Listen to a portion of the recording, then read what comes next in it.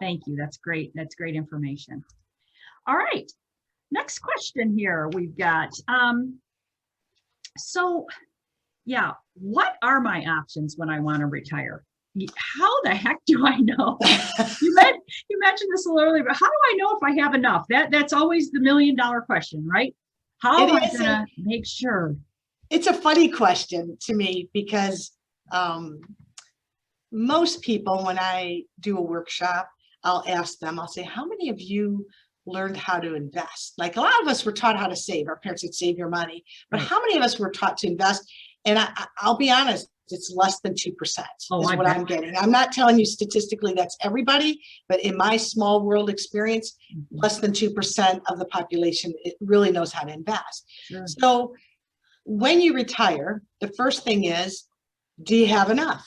And so whatever you're spending now, I don't care what it is, let's just say a couple has $5,000 a month that they spend, and they know that how? By looking in their bank account and just looking online, and you can see your pattern of what you spend. Okay, so there's your goal. Let's keep it simple. That's your goal. That's what you need to retire on. How am I going to recreate that goal? Well, pension, Social Security, and your investments. And maybe you'll work part-time. Business owners, it's selling their business. So that's a little bit different, but selling your business and turning that into income is similar to investments. Wouldn't you agree? Oh, absolutely. Okay. So it's very similar in that sense. So let's just use a quick example and make this easy. If this couple needs $5,000 a month, if they had enough assets to create $5,000 a month by selling a business, investments, and all those things I mentioned, they wouldn't have to work anymore. They could. And if they are, they're probably very happy because they're working because they want to, not because they have to. So how do we recreate $5,000 a month? Well, let's say this couple each gets $1,500 a month Social Security. So I'm being, pretty conservative. That's $3,000 a month.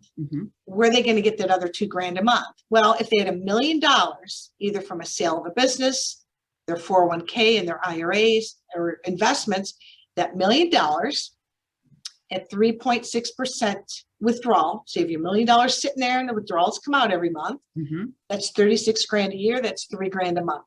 Okay. So if you had $1 million plus your 2 Social Securities, guess what? You just recreated $5,000 a month. And then the second part of this question, and I won't make it too long or complicated, but what do you do with that $1 million? That's the other question people have.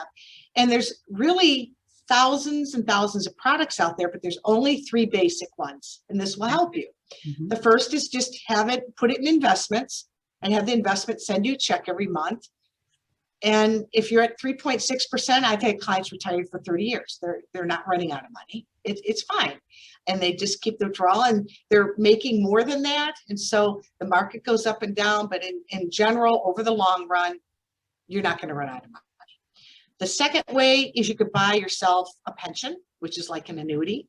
So you just give them your $1 million. They promise you an income for the rest of your life. When you die, your spouse gets that income for the rest of their life. If you both went on a plane trip and it crashed and you didn't collect all your money, guess what? The rest goes to your heirs. Oh, so that's your second one. And it's really like buying a pension. It's very popular with business owners because most business owners don't have a pension like that. Right. There's just no such thing anymore, really, right? Yeah. So investments, pension, or an annuity. And the third, now annuity, just so you know, just a little caveat, once you put your money in there, that's it. Right. There's no value. You're just being promised income the rest of your life. So there's no more money after that. Right. And then the third's a hybrid. And I won't go too deep into it, but there are hybrid products out there that they're investments. And then you can buy a rider that will guarantee income for you. So you have a little bit of both. Most people will divide it up between many products. They won't just buy one product. So that's just in general of when you retire, you say, look, I need to produce income. You can go guaranteed, you can go a portfolio, or you could do a hybrid. I like that you made it pretty simple to figure out how much money you need every month, because I think it's funny that you're right. That is a funny question, but I've had that question. I have had that question in the past. How much money do we need? I don't know what that's going to look like. And I suppose if you're a 30-year-old, you might not know. I know, and it blows their mind too, because, think about a 30-year-old too. you're working for, say, 30 plus years of your life. And nowadays it's harder because they're providing for 30 plus years of income at retirement too. Right. So for every year you work there, it's expected that you're going to create that much. Right. Right. Yeah. Crazy. Exactly. Yeah, it is crazy. But I remember I couldn't wrap my head around that. And I'm pretty sure I spend a lot more when I was raising my kids when I was younger than I'm going to in retirement too. So that's why it was, it was kind of funny. As I've gotten closer to retirement, it's starting to come into shape a lot. You think a little differently, don't you? Oh, absolutely. Absolutely. I still want to have my fun money, but. Well, you do, and it is a quality of life thing. Like, when people do come up short, that's the other question I get a lot of. They're like, what if I come up short?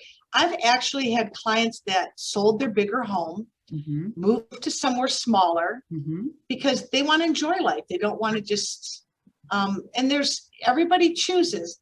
I want to travel a lot. I'd rather live in a smaller home and travel a lot. Yeah. Someone else might say, I don't like traveling. I want a beautiful home with a pool. Right. Everybody is whatever they want that's important to them. That's the main thing I concentrate on is, what's important to you. And another thing, I guess I'm just ideas, but I had a couple, they wanted to move up north to be near her mother. And I said, maybe you should rent first. Or if you're moving out of state, I'll say, maybe you should rent first and get to know the area. Right. I've seen too many people rent out, buy a house, move, and then they don't like the area. And those people those people that watch House Hunters International and they buy a home in another country. Oh, they call their money and then they get there and they're like, what were we thinking? Yeah. I know. And it's too bad, isn't it? Steps. Yeah. Baby steps. I love it. I mean, I never don't rush. Enthusiasm for an adventure, but yeah, you really just don't know. So I think that's great. Wonderful.